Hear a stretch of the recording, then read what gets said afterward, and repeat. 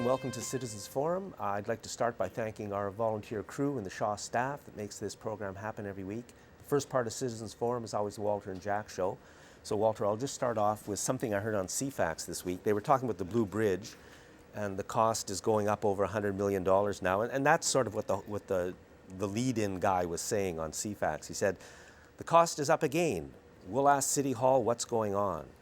And I thought, yeah, right. Like, if CFAX had told us the truth back when this project started, we wouldn't be in the mess we're in now. And CFAX and the TC and the other local media should be held accountable, because with the Blue Bridge, which is now over $100 million and really flirting with some major disasters, the original recommendation from the engineers was a repair at under $10 million. And in the memo, which was published in Focus magazine but never really picked up by anybody else in the media here, the guy even, you know, the engineer even made a joke and said, yeah, and we'll put in a little budget for maintenance too, ha ha ha. Because what the staff had done was they'd stopped the maintenance of the Blue Bridge months or a year or two earlier. And of course that made it begin to look derelict. And the public was never really told that either. So the original recommendation on the Blue Bridge was a repair of less than $10 million, but by the time we voted, because some citizens forced a vote on the issue, the official story in the media and from our city councillors here in Victoria was that it was going to cost more to fix the old bridge than to build a new bridge. And that was at that time about 45 million, something like that, I think. So look at how we've been just taken to the cleaners. Plus it cost us, as you mentioned last week, it cost us the rail bridge, which is a huge loss to this city, because we should be having rail coming in from Langford and the western communities into downtown Victoria. We could, let's just say we could, along the ENN line, the track is there.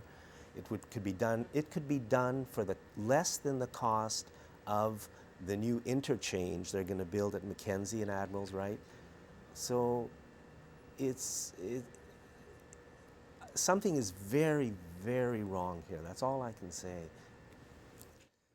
Well, trying to get information is a tough job. I mean, trying to get into the issues and truly understand them yourself. And let's face it, nobody has time. We're all working, we're all trying to make a living, and we did rely heavily on the media and the press to take the time. Somebody would investigate the issue and dig into some of these other, circumstances and consequences of the decisions.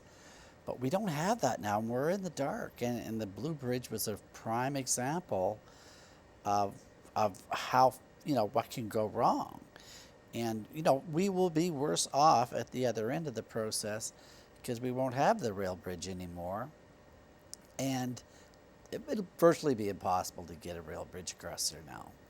And I think that's really a sad day because, as you say, the cost would have been so much more reasonable.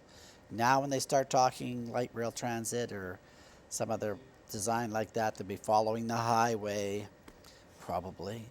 And, it'll cost, a couple of $1 million. Well, the budget for they do have a plan. The plan is to go from western communities to downtown through Uptown Mall, which will make Uptown Mall the new center of the city at a cost of, I think the number is $925 million. I would say more than 10 times what we could have the same system running on the ENN. So we're going to pay like $1 billion by the time we're through to make Walmart the new downtown for Victoria. I guess it's great if these are the things you want to do, because not only do you commit the crime, but nobody's ever going to report on it forever. Yeah. It's just like you can get away with it and nobody's ever going to bring it up later. And what I don't like is just the secrecy involved. Like the plans are made, the plans are implemented, they take place and they're created, but it's got nothing to do with the people who live in the city. We're just the suckers who pay the bills for so much of what happens. And, I hate, it's negative and cynical, but that seems to be, I wish it wasn't. I would be so happy if just, true, honest decisions were made in the public interest by the people who rule over us. So I wish it would happen. I've always talked about the NDP and the Conservatives collaborating in the federal election. And, this all came up during the Stephen Harper regime, during his reign of terror. But, they initially gave up the funding under him. And I think that was a strong NDP Conservative collaboration. Now the NDP claim that we want this because it's going to give us jobs, but not that. Are you talking about the Blue Bridge? No, the sewage treatment. Oh, the sewage treatment. Yeah. And maybe the Blue Bridge too. I don't know where they'd fit into that. But what we have is a situation where there just seems to be so much government and so much decision making going on. Nobody's really aware of all the ramifications, and there's a lot of research that doesn't get done. For instance, with the sewage treatment, that really doesn't give us a firm footing on where to start from for decision making. And it seems to work just fine for a lot of people in power, let's say, and everybody else is, we're going to foot the bill. Yeah. The original CRD plan was to spend $1 billion for, I would say, zero environmental benefit and possibly even environmental cost for that $1 billion. And they came with, they came very, very close to doing it. It was just because so many people in the city, really, really put in a huge amount of energy and effort and work and money to stop them that they got stopped. But it seems they may be coming back with almost exactly the same plan, and people, we can't fight them every time. They may get it through. They're planning to make a decision in mid-January. Our mayor, Lisa Helps, who's the chair of the board, keeps saying what a democratic and people-run process this is. But you and I actually went to the meetings, and I don't feel it was a people-run process. I feel, yeah, we all went to some meetings and did sort of what we were told to do or asked to do, but then everything got changed and decisions are made, and I've never heard back from them, and I think there was an agenda in place from the beginning, and we're seeing it getting played out, and we're being suckered again. It is so confusing. Like, we tried. We went to their meetings and we tried to get engaged. And, we've been kind of hip to the scene and how it goes. And still, there were more consultants at those meetings than there were citizens. Well, there were a lot of consultants. They were just crawling, Jack. And when we went to those tables and we gave our comments, they would never write down anything I said. And who can blame them? No, this is true. But the thing is, it was so funny because they controlled us right at the table. So when it came to the consultant standing up and telling the head at the table what we had done, it was some kind of weird fabrication. No, and you're absolutely right, because you made a few points that you wanted to be put onto the public record, and they wouldn't write them down the way you said them. No. It had to be kind of changed around, which is, why not just write down what people say? But it gets spun from the very beginning. Well, we were put in such an awkward position because we were going to give our advice when we didn't really know the options. We didn't really fully understand all of the ramifications of the options.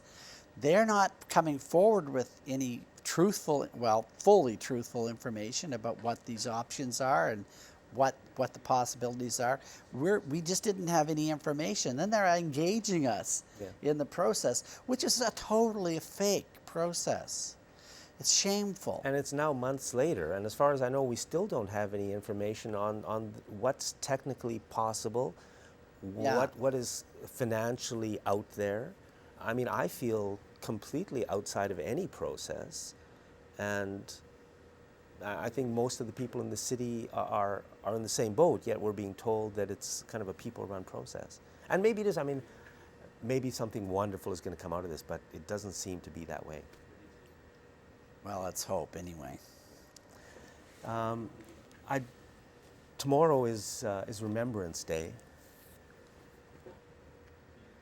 and it bothers me that the media pretends and puts out this message of their, to remember the dead, remember the suffering, respect the great work and heroism of people, in the past who have fought in wars. But I really think that the media, I don't know the word to use, they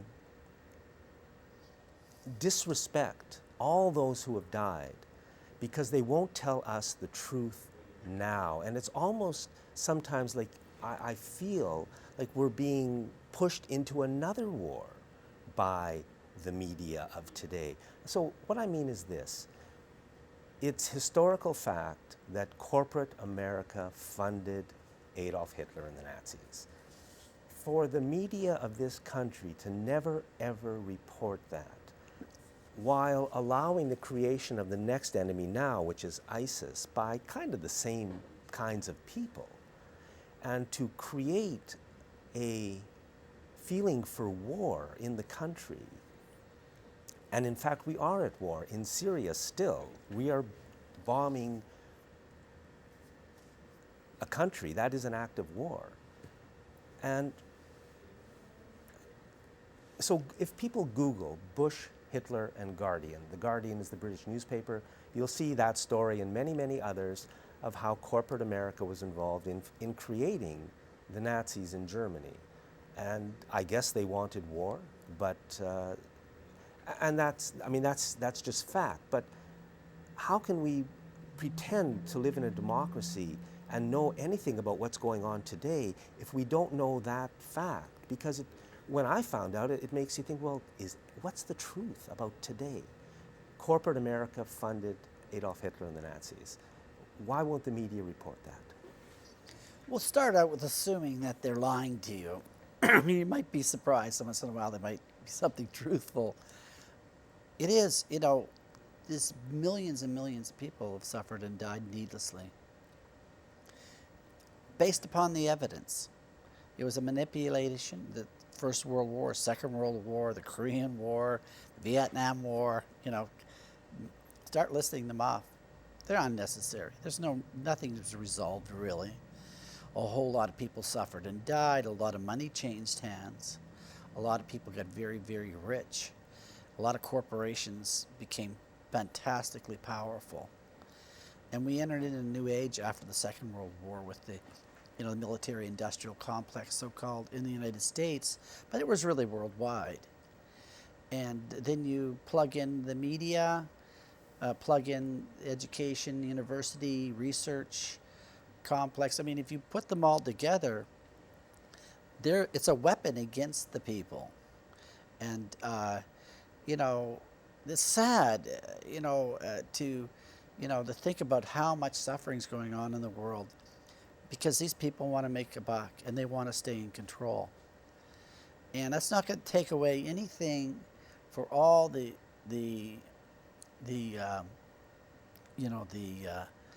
service that people have given to this country in the military. I'm not disrespecting them. They go and do their job and they pay the price. But they shouldn't have to go and fight in those wars. It doesn't make any sense. We don't have to fight in these wars. We can solve these problems. In fact, not only we can solve them, but the same people who are creating, Yeah. I mean, if corporate America funded and helped create the Nazis, then what in the world is going on? And I say if, but there is no if. They did. It's historical fact. So it's like we have to rethink why do they want to start these wars in which so many people on all sides are killed and maimed and everything? And then they, decades later, I mean, the people running the country know the truth, and yet they won't allow their media to tell us the facts. And here we are now being pushed into the next war. And, you know, which leads us into maybe the TPP. Because while we're all focused on these wars that they're starting, they, the corporations, under the guise of the TPP and so many other of these corporate trade deals, are taking over the planet, right? And that's what it is. They are now passing the laws under the TPP that will put them above the nation state. And that goes completely unreported by our totally corrupt, corporate-owned, lying media. And you know, Jack, I think what Murray Rankin did before the last election, he worked for a company that did exactly that used the trade agreement to sue the Canadian government, and they won. When the Canadian government was trying to protect the environment and didn't want to open up a mine, Murray Rankin, gave his legal expert opinion to the mining company, and those tribunals that are held behind closed doors by people we don't know decided that the Canadian government couldn't do that they had to pay that mining company $300 million. I don't know if the final amount has been settled, but that was the amount it was for. That's the amount being tossed around. I have a hard time getting over that. That sounds to me that's a betrayal that Murray Rankin did to the Canadian people. If there's another way to look at that, I'm very open to talk about it, but it looks like betrayal to me. The thing is that it's not even being questioned in the media. You know, as our sovereignty is being eroded, serious issues around what are we as a nation? Can we actually protect our environment? Or do we have to pay out hundreds of millions of dollars every time somebody wants to build a mine and we say no? Yeah, and that's what that case was. They just wanted to build a mine. Yeah. The process said no, and yet in the end we were sued for $300 million, although the final amount is going to be decided, I think, within a few months. This is very serious stuff because, you just say, what will be left of our country after these agreements are all signed? And that's the plan, right? That's the plan. They are, the corporations, I mean, they're already tremendously powerful. Maybe I should touch on this one story here. I brought a couple in, but just saw this online, Huffington Post. No. Oh, CBC actually. And it's St. John, New Brunswick, opts for Spanish company for its P3 drinking water system. Basically what the story goes through is that they have a group of multinational corporations going to come in and companies that are going to come in and build this water purification system for them. But they have a statement in here. I'd just like to read it, Jack, if you'd let me, and because it's really pertinent to what we're talking about. And the issue is, what sort of agreement do we have with these companies when they come in and do work for us? And it's what they say here is, it is possible that the Madrid-based company could invoke the investor-state dispute settlement provision of the Canada-European Union Comprehensive Economic Trade Agreement, CETA, should it be ratified. If St. John were to decide in the future to make their drinking water utility fully public, what can happen is the company that built the plant can then sue the city for losses. So what we're dealing with is the same thing here in Victoria with this P3 proposal for building our sewage treatment system. We could be locked into long-term agreements, which if we ever wish to get out of them, the company can sue us for lost revenue. So again, they're holding us ransom here. When we start getting into P3s, we're talking about a very long-term agreement. And by the way, the P3s, I did contact P3 Canada and asked them if they could send me a list of the projects in which they could show that they actually saved the public money. They don't have a one. They do not have any project that they've ever financed that could show that they did it and saved us money. It had been done another way or fully public or whatever. So we have a situation where these companies are coming in here, charging a real big buck to do the work. We're being held ransom there. We can't say no to the P3s. We don't say if we say no to them, they don't give us the funding from the federal government. So, and then we're stuck with them, and we try to get rid of them. They're going to make us pay going out the door. It sounds great, doesn't it? Well, we should be talking about this before that they make this decision. And we should be really, the public should be thinking about this expense and what is it going to mean if we sign these deals. And we're not getting any information on that from our elected representatives. No, that's what I'm seeing. There's kind of no. I'm not. You know, where does the public get? We're being let down. There should be just, you know, handouts and websites and phone numbers we can call. Yeah. 1-800, you know, City of Victoria, and say what. I've got this question about. Like, I'd like to know: are we talking about a secondary treatment plant or a tertiary? And I mean, I just don't know. And yet the decision is 2 months away now. Final decision, so they say. And again, it's the P3s that apparently, who have all the money, or are going to withdraw it if we don't make this decision right away. Yeah. So see how they want us to rush a decision. I always worry about that. If anybody says, oh, you have to make a decision right away, the red flag comes up for me and says, well, what's the rush? I mean, it takes a while. The red flag may come up for you, but the finger is coming up for me, and I'm told we're out of time. Okay. Thank you, Walter. No worries. And thanks for watching this segment of Citizens Forum. Welcome back. Our guest in this segment is Rick Habgood. Rick is with Fair Vote Canada, and we're going to be talking about proportional representation. It's been 3 weeks, I guess, since the election. And so maybe fill us in with what is happening, because it's a hugely important issue, I think. It is. It's without a doubt, in my mind, the most important issue that we're going to be facing.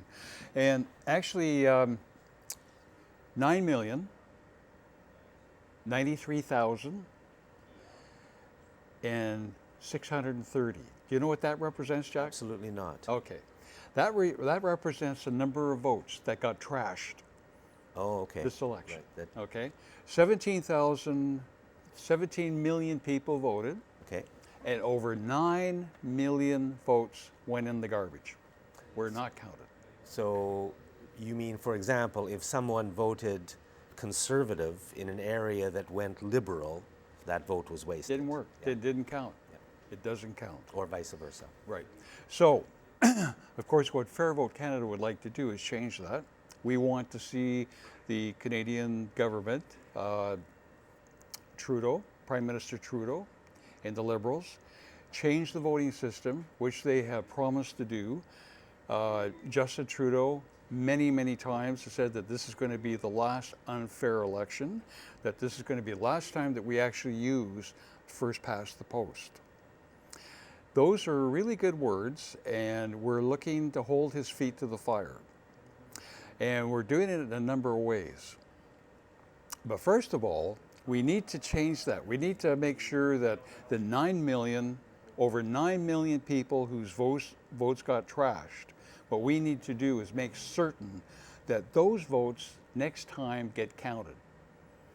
Those people need to be in Parliament.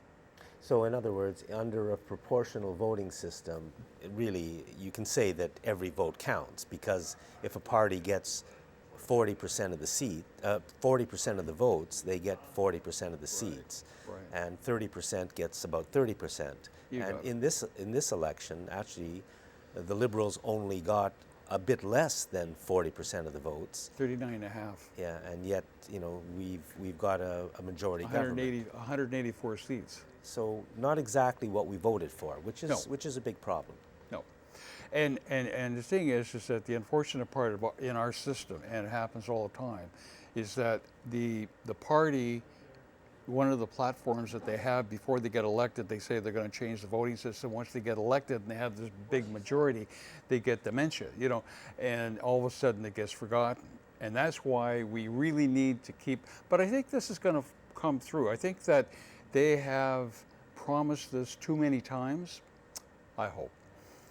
So what Fair Vote Canada is doing is we have created a petition that we're going to be sending to Ottawa.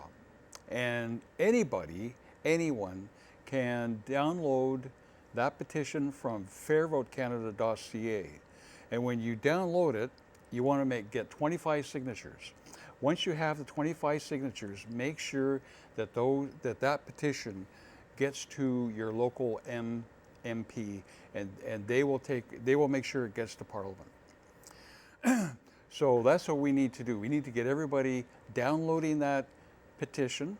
We need people to go out to their friends and everything. Yeah. They need to sign the petition, and so that's one part of the campaign that Fair Vote has. Well, you know what? I'm going to take one and get 25 signatures. Absolutely. Do my best. Absolutely. Okay. Yeah, and then make sure it gets to Murray Rankin. So that's one thing that we're doing. We're also going to be in malls. We're going to be at events. We're going to be all over the place getting signatures all across Canada, everywhere. So that's what's going to be. And plus, we have some pretty good partners. We have leadnow.org. They have partnered up with us. Proportional representation is now the issue for them. Great. Yeah. So their whole database. And the same goes with Dogwood. Dogwood right here in Victoria. One of their major issues is proportional representation, and they will be asking their membership also to sign the petitions. So we've got some pretty good cowboys on board, and I think we're definitely moving in that direction. What we need to do is keep the heat up. We need to get the letters in. So anything that you can do to help us out, to help yourself out, to help the country out, is to get out there, write letters, get the petition signed, and get them in. Now, one of the, I think what we should discuss, there's a lot of different voting systems. And I think it's really important to understand that the AV, or alternative vote, the preferential vote, and the instant runoff vote, all those three voting systems are nothing but first past the post with a bit of window dressing. Okay, so why do you mention those three? Pardon me? Is AV the one that the Liberals favor? Well, you know, they haven't actually come out and said they favor anything. What they're doing is they're going to be creating a nonpartisan committee to go out and get information about all the different voting systems. Then at the end of the 18 months, they're going to make recommendations to the government. Now, what they're going to do, what they're going to come up with, we don't know. It's very hard to read. No one's actually saying anything because, number one, I think what Trudeau would like to do, I am not 100% on this, but I think what he's trying to do is he's trying to say, this is the consensus and this is what we're going to do. But first we need to get the consensus. And they're going to be reaching out to right across Canada. You can put your 2 bits worth in. Everybody, any citizen can. Okay. And is there going to be a kind of education and information campaign that goes along with that? There has to be. Yeah. There has to be. And I think what we need to do with Fair Vote Canada, we are putting out the information. We are going to be, if you want information about voting systems, and that goes to everybody that's watching right now, if you want information about voting systems, go to fairvotecanada.ca. We have all that information for you. It's unbiased. We do not support any particular PR system. We just want to get a PR system in place. So if I'm interested in finding out about MMP, I go to the website. That's right. And there's a button there that says MMP, and I'll be able to read yes, about it. there is. That's right. You can find out about, and also, you know, you can find about, actually, I've got a good example about in Australia, they have they use AV for their federal election, okay? They call it preferential voting system, AV or instant runoff, okay? So when somebody tells you that AV is a good voting system, what you need to do is you need to look at the numbers, because the numbers aren't going to lie, especially in an election. It's just basically, this is how many people voted, this is what the outcome is. So what I've done is here's a good example. In Canada, the Green Party, they got over 600,000 votes, a little over 600,000 votes here in Canada. In this election? In this election, okay? 605,000 votes. Okay. They got one MP. Right. Very expensive, eh? That's an expensive MP. That's right. 605,000 people it took to get one MP. Right, right. Okay? Disgusting. Now, in Australia, using AV, okay, so people who say that AV is a better system, okay, the Green Party in Australia got 1,116,000 votes. Twice as many. Twice as many votes. Yeah. They got one MP. Wow. Right. So AV is. Yeah. AV doesn't work. It is not a proportional system.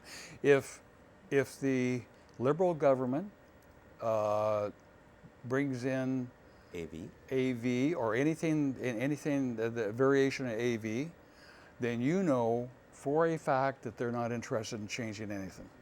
They like the status quo, and that's just the way it's going to be. And AV, the most important thing about it, it is not a proportional system. It's not well. It's a little better than what we've got right now, but it's not proportional. That's right. Actually, you know, it's probably worse, because now in Australia, the Greens got 8.65% of the vote, and they only got one MP. Yeah. So how many votes did the Liberals get? Do you know in this election? In this particular election? Yeah. No, I haven't got that written down, but they got 39.5%. 17 million, so... They probably got about 11 probably. times as many votes as the Greens. I'd say about 6.5 million votes went Liberal. So for 6.5 million votes, they elected 184 MPs for 6.5 million votes. Yeah. The Greens got almost 10% of that and elected one. The system doesn't give us what we vote for. That's a big problem. No. It's but you got to remember, and we're almost out of time. It's a bad system. Yes. But a long time ago, way back in the 12th century, when you go all the way back to King Edward I, right? First past the post was put in place, and in every borough or riding, there was only allowed 2 people to run, and that was it. So it was a horse race between 2 people. So in a sense, it was like whoever got the most votes won that borough, right? So in that way, that's sort of democratic, because whoever gets the most vote gets to win the race. So in a way, it works not too bad for 2 parties. But as soon as you inject a 3rd or a 4th party into it, it just doesn't work. So that's why we need to bring it up to date. Okay. And do you think the Liberal government is going to really do that? Well, we continue to write letters. We continue to monitor MPs. Okay. We know all the MPs. We know every single Liberal MP. We write to every single Liberal MP. We ask them questions. And we're out of time. Rick, thank you so much. Are we out of time already? There you go. Anyways, thanks, Jack. Yeah, thank you, and thanks for watching this segment of Citizens Forum. Welcome back. Our guest in this segment is Werner Simbeck, and we're going to be talking about climate change. So Werner, maybe you can start off by telling us what's happening on the ground, and you just mentioned a minute ago the fires in Indonesia. Yeah, it's something that's been totally unreported. The only reason why I know about it is because I'm connected to the alternative media. I read often articles that most people don't get access to. You don't ever hear about that in the mainstream media. So what's been going on in Indonesia, Indonesia produces most of the palm oil in the world. Palm oil gets used for all kinds of pharmaceutical as well as beauty products, soaps, what have you, as well as, and what's left over after the palm oil process gets fed to cattle. And most of that goes to New Zealand, actually. So New Zealand cattle gets fed on a waste product from the palm oil industry. The issue with palm oil is very desirable, a very desirable product. So in order to make more room in Indonesia for palm oil, they burn down, on purpose, the forests. So the problem with burning forests in Indonesia is that there's a really thick layer of peat moss. So what happens is the fire goes underground. Peat moss, once it's warm and dry enough, and this year has been particularly bad because we have an El Nino year, so it's very dry there. So the forests are dry. These fires that get started on purpose, once they start, it's really hard to put them out. They've had so much smoke in that area, and I'm sure you remember when we had our fire season, we had smoke all across the country, you know. Calgary was complaining about the smoke, you know. Even we had really strange, cloudy, smoky days and weeks even, where the sky was just really difficult to see. I mean, you couldn't see the blue sky anymore because of all the smoke in the air. People with respiratory illnesses had problems breathing. Anyway, so what's going on in Indonesia, those fires are so large, they're so large that they produce as much carbon dioxide emissions as all of the United States combined. Right? That's like adding another United States to the world. Just because of these fires who have gone basically without any, they're out of control. So when you have out of control peat moss fires, burning down the forest in order to make more space for palm oil production, I mean, you're losing all the natural habitat for all kinds of species that only live in Indonesia. The orangutans would be an example. Right? But They're the closest, they're very close relatives to us. Except smarter. Well, maybe. Yeah. But, you know, that's their home. That's where they come from. And it's being actively destroyed in order to feed the need for palm oil. And I know the smoke is spread across all of that part of Asia and probably around the world, really. Yeah. Anyway, so that's a little side note. That's really a footnote, really, of what's going on. So, you know, we've in Canada now, just to bring it back, we had an election, we had a change of government, which is good news for climate change, I suppose. Paris is coming up now in December, early December.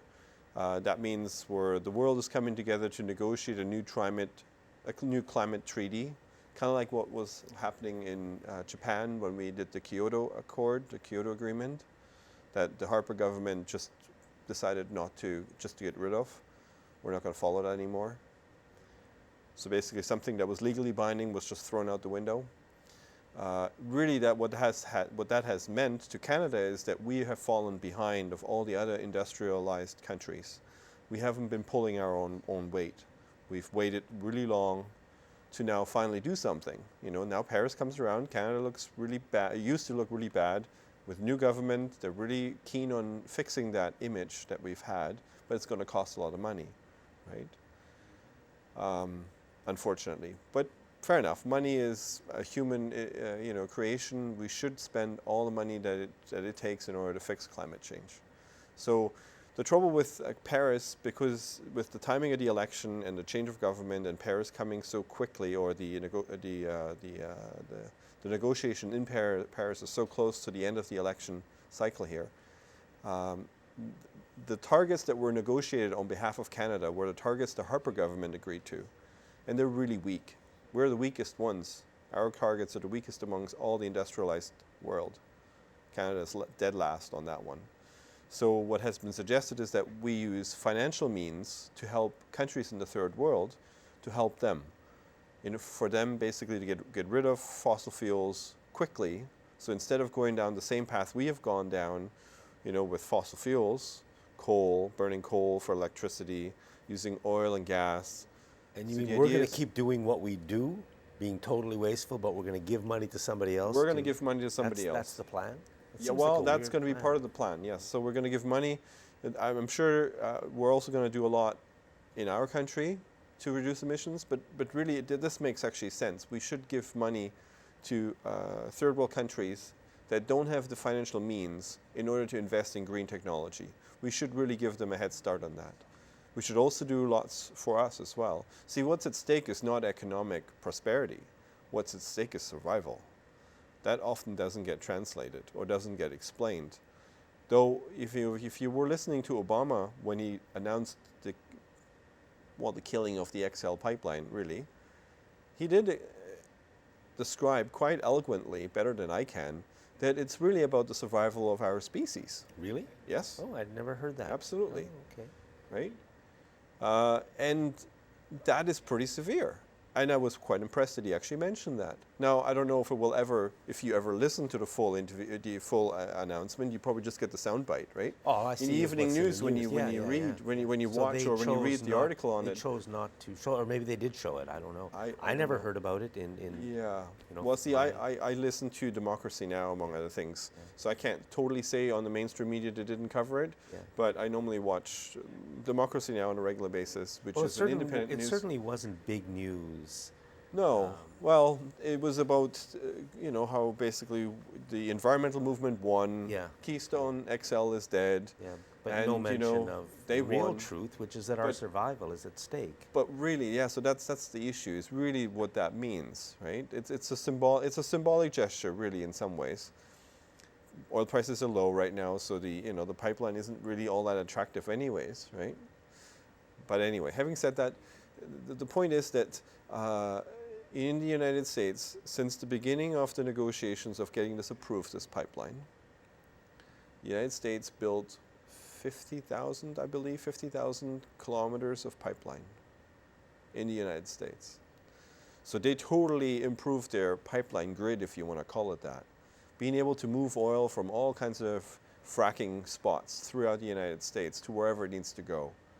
That little bit of pipeline that the Keystone XL would have done is almost a drop in the bucket. So they're going to get that oil down there anyways. Yeah. That's my point. So even if they have to take trains to get it to on the other side of the border, they'll just unload put it into a pipeline there, and it goes from there. So things are not looking good. Not really. But the good things are that we're so wasteful that we have such an ability to reduce consumption and still have very, very nice lives, but probably better lives. Yeah. So all of that is possible, and to me, that's what we should be talking about now. Like, that's true. We should certainly be building better public transit, high-speed rail. Yeah. And doing it smart, not building it to give the corporations as much as they can steal from us while they're building it, right. But really do it right. Well, I mean, giving a lot of credit to the Liberal government, they have been announcing that during the campaign that they were going to put a lot of money into infrastructure, into public transportation. So let's see if they're going to do it or not. Yeah. I mean, those are the right things to do. But climate change, actually abrupt climate change, which is upon us, meaning things are happening much faster than they're all anticipated. They all thought it was going to slowly but surely keep getting warmer. But there's a phenomenon called abrupt climate change where you trigger certain feedback loops that will speed the process up. It doesn't go linear anymore, it goes exponential. It goes faster and faster and faster. It's like a train going downhill. It starts out really slow, very gradual, it picks up speed, but then it goes faster and faster and faster and faster, and you just can't slow it down. That's what climate change is like. So we're really at, point of no return potentially. We all have to put all hands on deck trying to reverse that trend. And I'm so glad that the scientists are being unmuzzled by the Liberal government now in Canada in particular. We have a new environment minister who's a minister of the environment and climate change. So it does reinforce climate change all the time, which is a really a good PR stunt, if you want to call it that. Because a lot of people have been in denial, about climate change. But climate change is going to bite us. It's going to cost us a lot, And it already is. And it already is, and it's not going to go away. Paris is not going to fix it. Paris is just a good step forward. Yeah. But even with Paris, even with all the targets that all the countries have pledged, we're still looking at 3 degrees Celsius warmer by the end of the century. And 3 degrees Celsius is unfortunately a total disaster. Yeah. Yeah, We're at catastrophic. 1 degree now. Yeah. We're barely at 1 degree now. If things don't improve drastically, we're going to be at 2 degrees by mid-century. You know, it doesn't sound like a lot. Well, what you does know? 2 degrees mean? What does 2 degree mean? It means the world is on fire. It means drought. It means flood. It means storm. What people don't realize, no food. When the scientists calculate this average increase over the entire globe, that means everywhere, on average, it gets warmer by 1 degree. But there could be pockets where it could be 4 or 5 degrees warmer, and other places where it's only half a degree warmer. But on average, it's 2 degrees, or on average, it's 1 degree. You know. We're gonna see. The trouble is with we're gonna have all the extremes. We're gonna have more floods, more droughts. We're gonna have this thing with Syria, for example. We're gonna have people basically trying to migrate from places that are too dry, too arid, to places where it's more moist, meaning where you have a chance of agriculture. This scenario in Europe with Syria, with all those refugees, the big reason of why there was a civil war was because of a huge drought that they've had. I've heard that. And Werner, we're going to have to leave it there. Okay. Yeah. So it's a very dangerous situation. We can only hope that the promises the Liberal government made, they will hold to and really move us in the right directions. Thanks for watching this segment of Citizens Forum. Welcome back. This is the last segment of Citizens Forum. I'd like to thank again our volunteer crew and the Shaw staff that makes this program happen every week. Our guest in this segment is Will Smith, and we're going to be talking about the general theme of consciousness. And you wanted as usual, which is a good theme. So you wanted to say something about the Mexican Supreme Court. Yeah, I want to look at. I'm interested in what's happening with cannabis because I think it's a big deal as far as changing consciousness, and so the lens that I want to look through what we're seeing in the world with, especially in North America, which seems to be the battleground for cannabis. But we're seeing, a political struggle over it. But I'd like to, I mentioned briefly on the last show that I was in, that we can look at it as if the earth is a sentient being, and as if cannabis is also a sentient being, that there's some kind of intelligence behind that. And so it'll be interesting, instead of taking a side on the issue, just sort of filter it through that lens and see, is the earth, are we seeing something here that has an intelligence and a will outside of our own? Well, I've long thought that the earth is a sentient being and lives, and certainly the plants too. Why not? I mean, how are they that much different from us?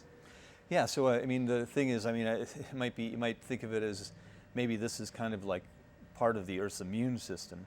So I just wanted to bring up. I didn't read about it too much. I read just a short blurb that the Mexican Supreme Court has said that no one can take away your right to grow cannabis, and so. That just sort of triggered an episode or a little anecdote in my life when I was living in Georgia, and I knew a fellow who took me out to after dinner. He invited me over to dinner one night, and he said, "Come on up in the forest, Will, and I want to show you something." So I followed him up there, and he said, when he got up, we walked for about half an hour, and he said, "This is my marijuana plant, Will. Now, I don't smoke marijuana. I've never smoked it. I have no intention of smoking it, but I grow one every year. And do you know why I grow it?" I had no idea. I didn't know him that well, but he said, "Because the government can't tell you can't grow a plant. That's just not their jurisdiction." So that is an interesting thing, because we're finding out that cannabis has a lot of medicinal properties and everything. So it'll just be interesting to see what happens in this regard, how quickly things change. Well, to me it's amazing that after all these many, many years, this wonderful plant is still illegal in Canada. Fracking is legal, genetically contaminated foods are legal, Monsanto is legal, the Royal Bank making $2.5 billion in profit every 3 months is legal, but cannabis is illegal. Yeah, and it was made illegal Bizarre. back in the 20s, and there was evidently the article I read about that said there was no discussion in Parliament, even though it was in the pharmacopoeia at the time. So it's an interesting situation. So I just say it was in the pharmacopoeia. It was used for medicine, so there was no argument why it should be taken away. I just heard recently that George Washington, the first president of the United States, grew cannabis. Yeah, he was definitely a recreational user. You can tell by his diaries. So it became in somebody's interest to make this drug, this plant illegal, and the smoking of it illegal, and the taking of it illegal, Yeah. at huge cost to Sure. North American society and Central and South American society. Everywhere in the world it's illegal, basically. Yeah, And I mean, yeah. tens of millions of people have died. I haven't even tried to count that, but you know, it's a big deal. And we created this massive gangster underworld, right, with all the money from this. And I don't think that happened by accident. I think that was the plan, because why else would you do these crazy things? Of course it should be legal. And all the other drugs as well. Even the former police chief of Seattle, I think, has that position. These are medical problems. Well, anyway, I want to mention that let's take a look. And I want to go into one other thing. I found a new book on what I call Reality 2.0. I'm just holding it up. It's called Reality Transurfing. And a friend of mine, a Russian friend of mine, actually gave me this book. And I started reading it, and it's also, you can find it on YouTube. I'll put up the URL if I can find it, so you can just listen to it for free. But basically, this man has a different way of looking at the world, and I'd just like to bring out a couple of points. He uses the image or allegory of pendulums. And a pendulum is created by the energy of people who are thinking in the same direction. So you kind of get the idea that when people are thinking in the same direction, it's a pendulum. And a pendulum is an energy-based information structure, so it has two components, energy and information. And then the other, but those two things we can take pretty easily. But the thing that he says that if you actively do not want something, it will be in your life. And so, you know, we tend to think that if we want something, then we concentrate on it, and if we don't want something, then we concentrate on not having that. But this way of looking at the world says it's better for us to disengage from something that we don't want. So it would mean that our fighting in politics has very little effect, really. So I would recommend that if you want to get into this, this is a fairly easy book to read. It's based on some of the things that have been talked about in quantum physics, so it's pretty easy for our Western minds to access compared to some of the other stuff I've been reading. So what do you think about that? Well, I like the idea of the pendulum, and as people think in the same direction, the pendulum gains strength. To me, that almost seems like the hope of a way forward, because if we can start thinking about the good and positive directions that the country and the people can go in the building of a better society, and that idea actually works, then as we begin thinking more and more in that direction, we'll actually start moving in that direction. And to me, it means, you know, building better communities and better lives for people, happier, more fulfilling. I think people need community. We need less noise in our communities. We need more control of our communities, all of those things. Yeah, there are lots of things. What he talks about is basically that we can have any of those things, but the way we approach getting them by trying to push atoms around and get into agreement is not effective. And if you look at the history of human civilization, you can kind of tell that. I mean, for all the things that we wish we could change, it hasn't changed much. So this is. So what he's saying then is we should. Well, we should back off and disengage and not be involved so much in fighting, but rather being more observers of, because we don't know how to look at reality.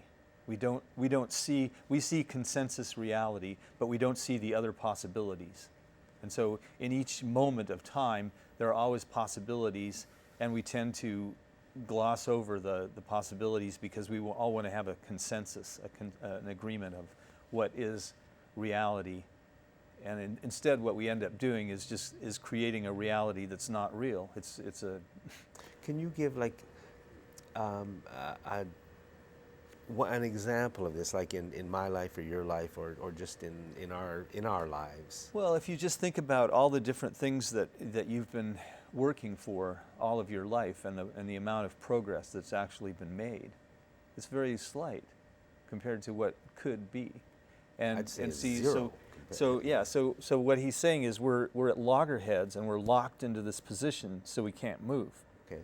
And the way that we move is to let go Okay. and look at the situations a different way. So So I can't let's- explain it really easily. I mean, there are 3 of these books, and it's a different way of looking at things, but we do need to look at things differently. As we've spoken in the past about something that Buckminster Fuller pointed out, our paradigm was changed 500 years ago when we discovered that the Earth is really a sphere and not a flat place. But we still haven't incorporated that into our language. So as a matter of fact, we still, in our everyday life, our consciousness says the Earth is flat. That's how, because we say we jump up and down. We don't say we jump in and out. So what we're looking at here is a complete revamping of our consciousness and our way of looking at the world. We have a faulty way of looking at the world. We think that the laws of physics are true all the time, and they're not. So, for me, let's say what I might push for is a less environmental damage, or let's take better care of the planet, and we should all be in nature a little bit more. Yeah. And you're right, progress has been slight or non-existent. So you're saying we should back off, disengage, and Well, yeah, in this one example, your intentions, and you're on this pendulum of the environment. And so there's some people over here that say, we've got to save the environment. If we don't do it, we're all going to die. And then there's some people that say, that's really just a bunch of nonsense. Technology is going to bail us out, or it really isn't as bad as you think it is, or they're just all sorts. But the point is that with these 2 groups of people fighting each other and at loggerheads, nothing is going to change. It's only going to change when we let go of that fight and then focus, all of us, on an intention of making things different. And it's just the nature of our system, of the way that we look at reality, because we separate ourselves from reality, and other cultures don't. what does that mean? We separate ourselves from. Well, we reality? say we own the Earth, and so we can do anything we want with it, even though it's killing us. Yeah, that And other sounds cultures separate. don't do that. Other cultures live in harmony with the Earth, and you may not like the way they live, but surely we can come up with something that pleases us more than, running around with no clothes on or something. I don't know, whatever people's objections are to the way shamanic cultures live. I mean, they typically live with a lot less. But the truth is, we don't really understand their cultures, and we don't know how they think. I mean, we don't understand how they think. And maybe we're going to find out a little more next time. Will, thank you very much. Thank you again for having me on the show. And thanks for watching this week's Citizens Forum. Goodbye.